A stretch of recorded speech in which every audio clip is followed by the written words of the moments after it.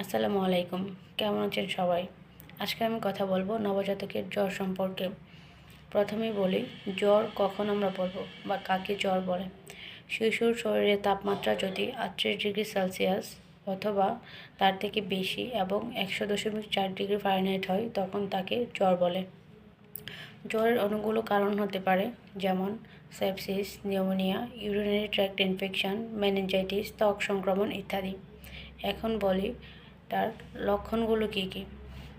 যেমন দুধ খেতে না চাওয়া, নিস্তেজ থাকা, শরীর গরম থাকা, শ্বাসকষ্ট, খিঁচুনি ইত্যাদি। এখন বলি জ্বর হলে করণীয় কী কী। প্রথমে শরীরের তাপমাত্রা মাপতে হবে, হসপিটালে নিয়ে যেতে হবে, দুধ খাওয়ানো চলমান রাখতে হবে এবং শিশুর শরীরে হালকা কোনো কাপড় পরাতে হবে।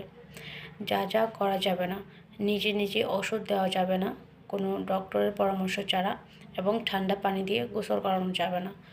তাই মনে রাখতে হবে, শিশুর জ্বর একটি মেডিকেল ইমার্জেন্সি, যার দ্রুত চিকিৎসার প্রয়োজন। ভিডিওটি ভালো লাগলে লাইক দিবেন এবং এরকম হেলথ টিপস পেতে আমাদের পেজের সাথেই থাকুন। ধন্যবাদ।